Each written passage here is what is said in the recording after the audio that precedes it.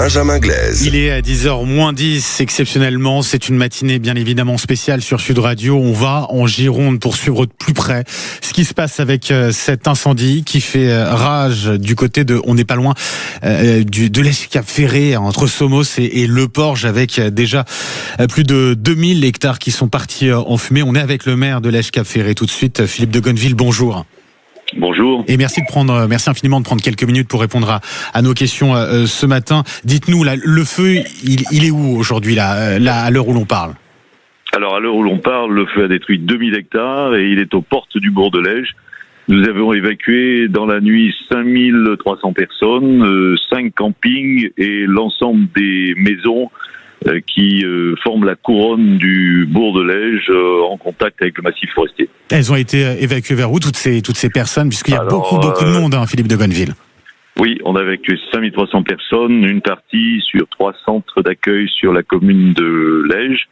Et puis les communes voisines ont joué le jeu également, que ce soit Audange, Biganos, Mios, Marcheprime et Lanton, qui ont accueilli les milliers de personnes qui ont été évacuées durant la nuit. Est-ce que d'autres évacuations sont prévues dans les prochaines minutes? Je ne sais pas si le vent est en train de tourner ou pas. Vous suivez cela bien sûr de très près, monsieur le maire.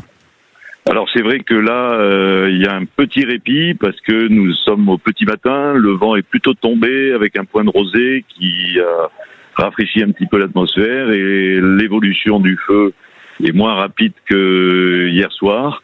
Mais il faut rester extrêmement vigilant. Les moyens aériens sont intervenus depuis ce matin 8h30 ou 9h avec des retardateurs et puis des dispositifs pour larguer de l'eau sur la forêt qui brûle. Et puis nous avons un effectif de sapeurs-pompiers extrêmement important avec des moyens lourds qui se répartissent sur l'ensemble de la façade nord et nord-ouest de la commune de Lège.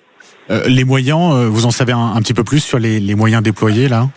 Oui, ouais. On a 6 à 700 pompiers qui sont présents sur zone. D'accord. Et avec des moyens lourds, des véhicules pouvant emporter entre 6 000 et 13 000 litres d'eau, de façon à pouvoir attaquer le feu sur la face nord et nord-ouest de la commune du bourg de Lège, de la commune de Lège-Ferré. On a beaucoup d'habitants effectivement qui écoutent Sud Radio. On avait Frédéric tout à l'heure au téléphone. Qu'est-ce que vous voulez passer comme message aux auditeurs de Sud Radio qui vous écoutent, monsieur le maire? Je rappelle, maire de Lège-Cap-Ferré, Philippe de Gonneville. Alors écoutez, le message que nous voulons passer, c'est les personnes que nous avons évacuées. Eh bien, il faut qu'elles ne regagnent pas leur domicile pour le moment. Ouais. Les personnes qui sont confinées restent chez elles avec les portes et les volets fermés en essayant de boucher les orifices vers l'extérieur. Et puis sur le reste de la presqu'île, pour le moment, de garder son calme, de ne pas prendre sa voiture pour tout et pour rien, et puis faire confiance aux forces de gendarmerie, de police et surtout aux sapeurs-pompiers qui font un travail remarquable. Oui, parce que vous dites, cette presqu'île du Cap-Ferré, ça peut devenir un piège si les vents tournent, en tout cas reviennent et regagnent en intensité. Monsieur le maire, j'imagine que de toute façon tout est prévu. Si le feu s'engouffre dans cette presqu'île, comment ça va se passer? Qu'est-ce qui est prévu dans ces cas-là? J'imagine que c'est une hypothèse que vous avez en tête en tout cas. Bien évidemment, il y a des plans qui sont prévus à cet effet, notamment des plans d'évacuation. Mais vous savez, entre le plan et la réalité, il y a toujours une différence significative. Et on ne souhaite évidemment pas appliquer les plans que nous avons mis au point pour ce genre d'accident grave. Et j'aimerais bien qu'on puisse arriver à maîtriser le feu sur le flanc nord et nord-ouest de la commune, et non pas que le feu pénètre à l'intérieur de la presqu'île. Dans ces cas-là, il y aurait éventuellement des évacuations maritimes possibles? Absolument. Ouais. Il est prévu à la fois des évacuations terrestres, mais également des évacuations par voie maritime. Il y a un plan qui est prévu à cet effet, qui a été signé avec le préfet maritime, la préfète de région et la commune de l'Escafferay. Oui. D'un mot pour conclure, et encore une fois merci pour ces précieuses minutes que vous nous accordez, et à ceux qui nous écoutent aussi sur Sud Radio, Philippe de Gonneville. Beaucoup de touristes attendus aujourd'hui, ce week-end, forcément, on est le 23 juillet. Qu'est-ce qui se passe dans ces cas-là? Est-ce que vous avez un message à faire passer à ce niveau? Alors dans ces cas-là, l'accès à la commune de l'Escafferay est interdit, que ce soit par voie terrestre ou par voie maritime.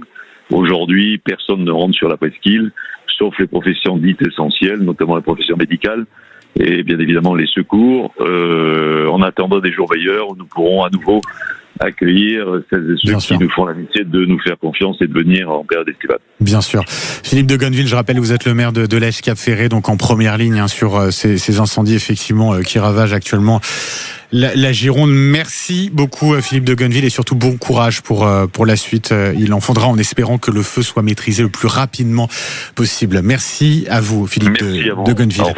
Au revoir. 9h55, on a le temps, tenez, d'accueillir c'est Christophe qui est au 0826 300 300. Bonjour Christophe.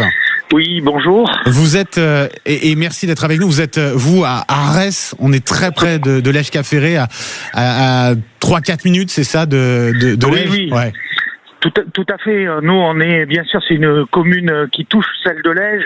Et donc, là, je suis venu ce matin en vélo au bord de la 4 voies par la piste cyclable qui est bloquée, bien entendu, puisque les autorités ont fermé tous les accès sur l'Ège et sur le Porge par les voies cyclistes également.